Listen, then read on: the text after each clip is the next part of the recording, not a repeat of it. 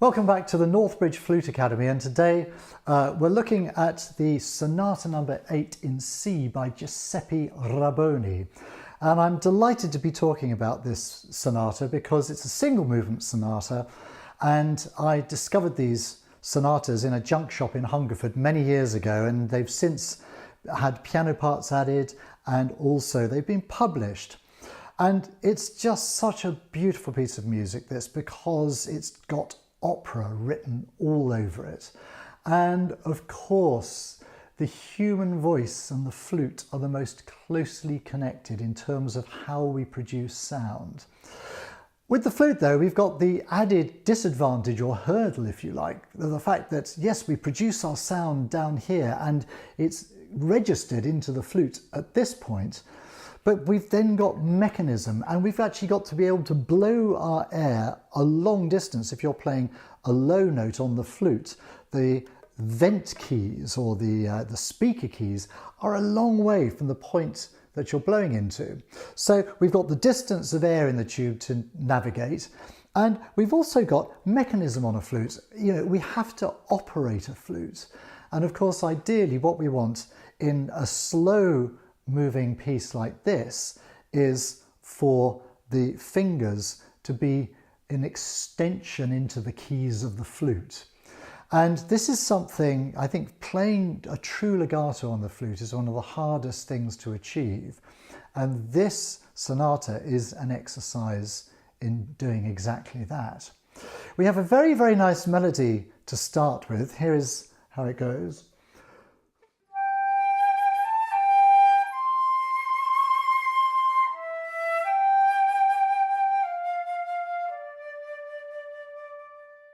So it's very slow moving. Our fingers also need to be legato. If we play with staccato fingers,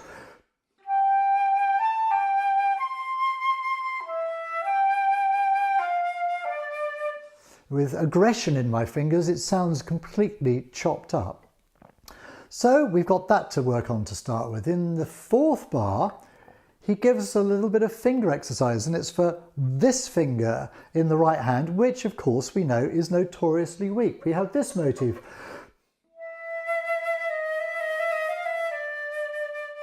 And again, if we've got stubborn fingers or agitated fingers, we get this,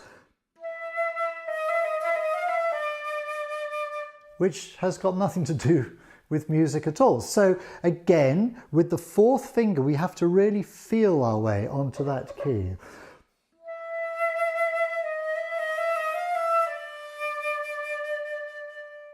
Then moving on.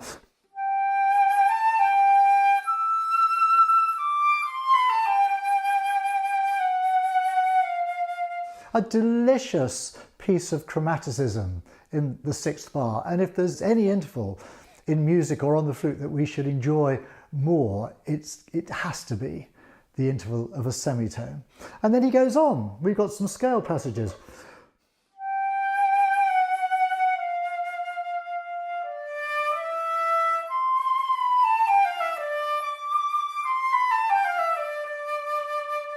Now again, we want those scale passages. We've got 3 lines beneath the staves.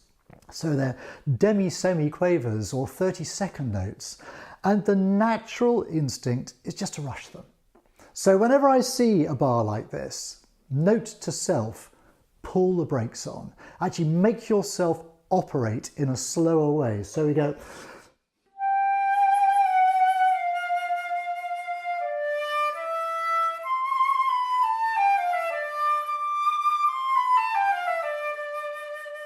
Now, to finish the phrase, we have 3 grace notes. And again, we kind of think grace notes, oh, let's hurry through them. No, these are to be really embraced.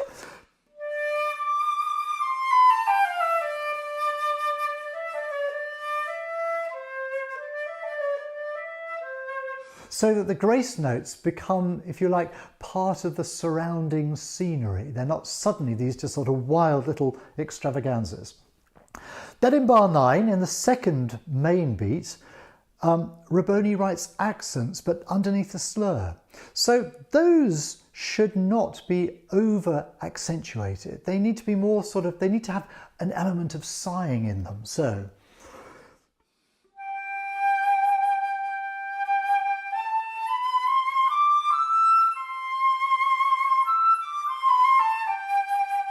So just something that's just got a lot of emotion in them, basically.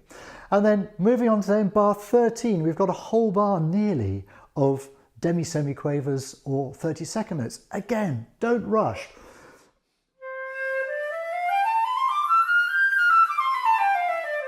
Don't rush.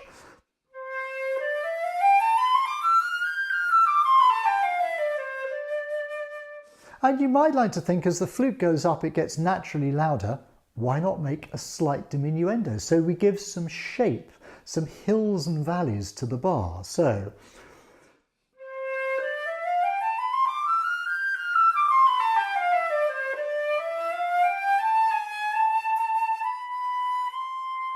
and now we have some quasi arpeggios coming up in bar 15.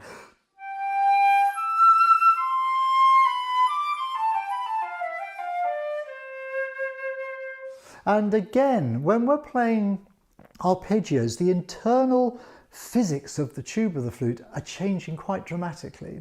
So to compensate for what is fundamentally a weakness in the flute, we have to make sure that throughout those arpeggios, our airstream is actually really alive. Without it,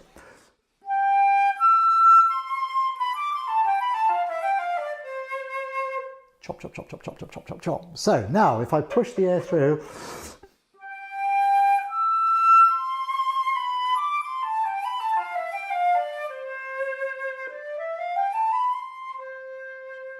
much more legato.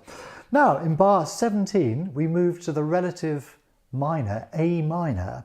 And my feeling in here is that because he goes onto offbeats, that is an implication of anxiety, of concern, of worry, or you're lost. Something needs to change here. So from bar 15.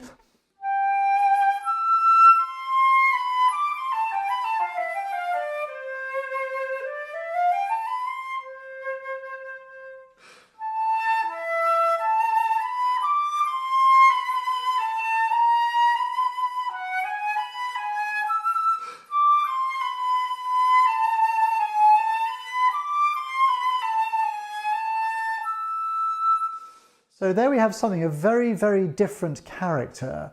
And that moves us on to bar 24, when having had this sort of very chromatic period in the piece, we then come back to the melody again, but this time with variations. And again, my feeling on the variations, they all look terribly quick, but we have to extract as much content out of the quicker notes as possible. So with the upbeat to bar 25,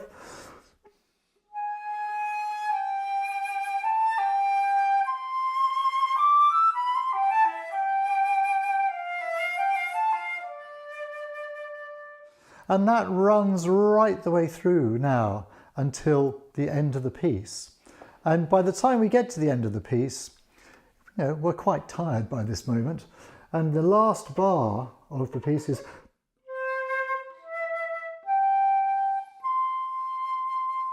now two things need to happen. First of all, it doesn't need to be flat. So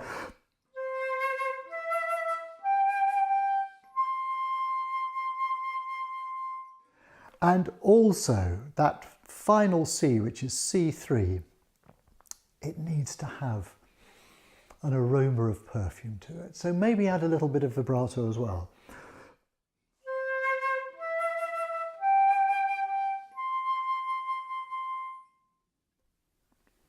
And that is my introduction to the Sonata in C by Rabboni.